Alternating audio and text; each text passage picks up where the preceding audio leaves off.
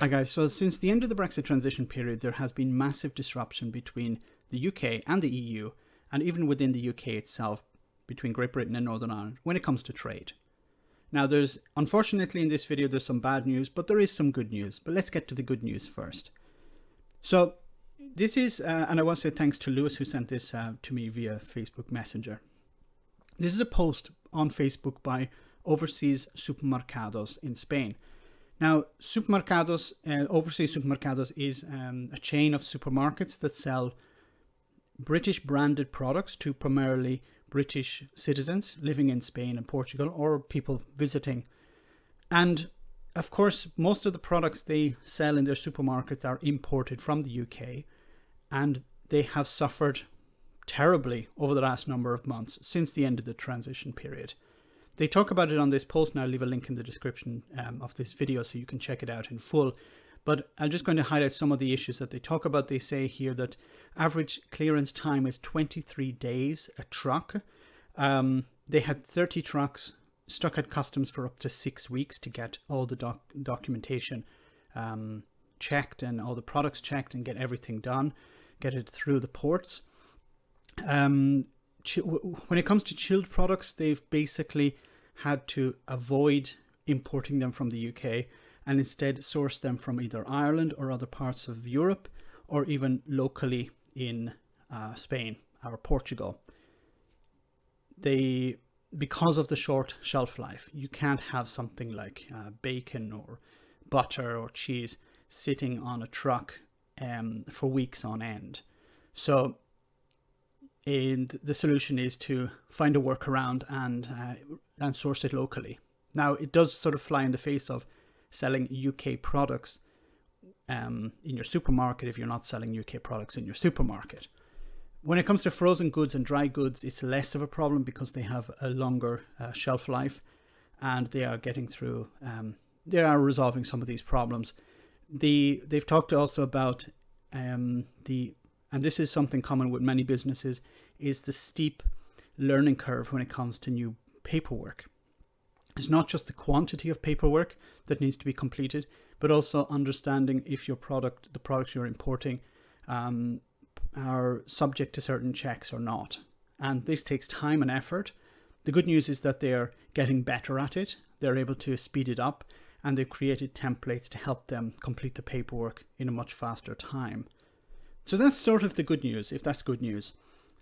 They found workarounds, and they are getting better at completing the documentation. Also remember that the documentation has to be correct on both ends. So if a supplier in the UK makes a mistake on a document, it's going to stop the shipment. If there's a mistake on the receiving end, this is going to create problems as well. We've heard stories of even how the wrong color of ink used stopped a consignment for, I think it was a couple of days. So that's the good news. Things are getting better. Now the bad news.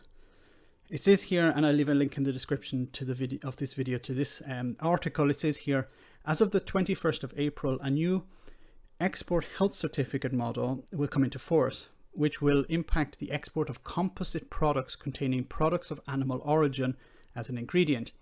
Under the new regulation, EHC requirements will be extended to include dairy products and other ingredients in composite food products, which were previously not required to be listed. And then they leave a link to DEFRA. So what are the changes?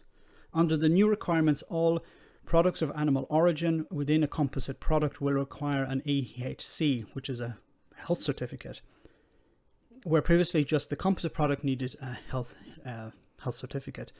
For example, so in the past you just had the product needed a health certificate. Now each of the ingredients will need a health certificate. So for example, a shipment of lasagna would require a health certificate. Under the new regulation, so will the cheese, milk and beef content within it. This means that the new EHCs will need to be issued, compounding the added cost of exporting. So this is going to create more problems. And this is going to start from the 21st of April. So the problems we're facing at the moment are nothing compared to the problems businesses are going to face on the 21st of April. Now, not all products are affected by this. Some are exempt. Now, this is from the UK government website. It says here, composite foods exempt from inspection at EU border control posts, so BCP, and Northern Ireland point of entry. So it says here, some composite products do not need EHCs, health certificates, or inspection at an EU BCP or Northern Ireland point of entry. This exemption applies to all of the following.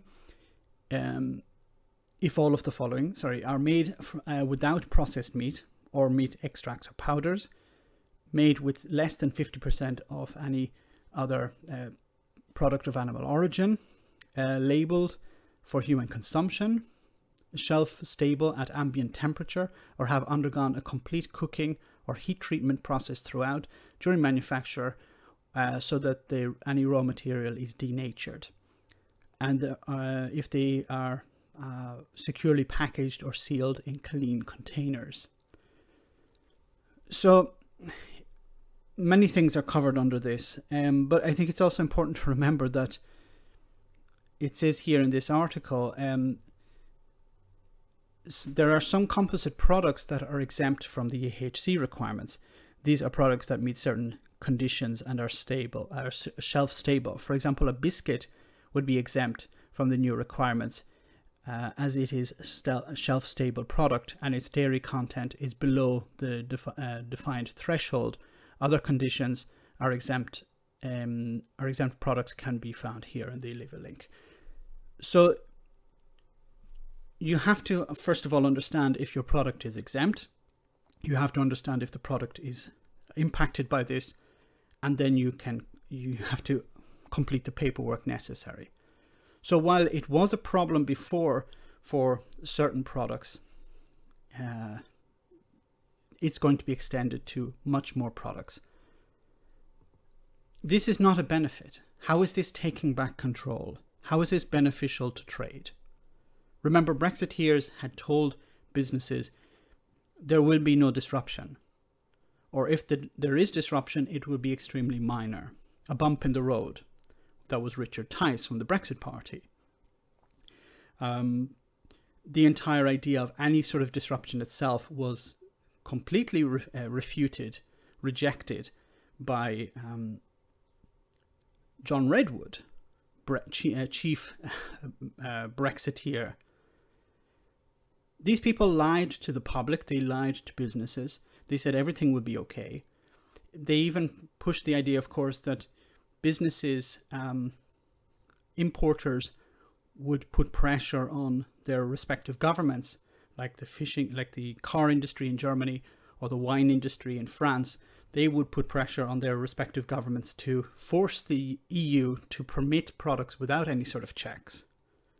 But now that the UK is a third country, all of these things are required. We can't get away from this. And as I said, with the good news, we start to learn how to complete this paperwork. But of course, adding more paperwork is going to create more headache for businesses. And eventually, I think many businesses within the EU who import from the UK will decide to source locally, from an economic point of view and just from a basic time point of view. It doesn't make sense for them to jump through all of these hoops in order just to import a product from the UK. We've seen it with cheese, cheddar cheese, for example, that used to be imported from the UK is now being imported from Ireland, with a UK flag, a British flag stamped on it. Let me know in the comment section, guys, what you think. As always, your comments are greatly appreciated. Thanks a lot. I want to say a big thank you to all of my patrons. You ensure that this channel continues to exist. I'm eternally grateful for all of your support. If you join Patreon, you will receive instant access to our Discord server, where we have both audio and video chats. You can chat with me and other patrons, where we discuss important and non-important issues. Becoming a patron per month costs about the same as a large coffee, so why not check it out?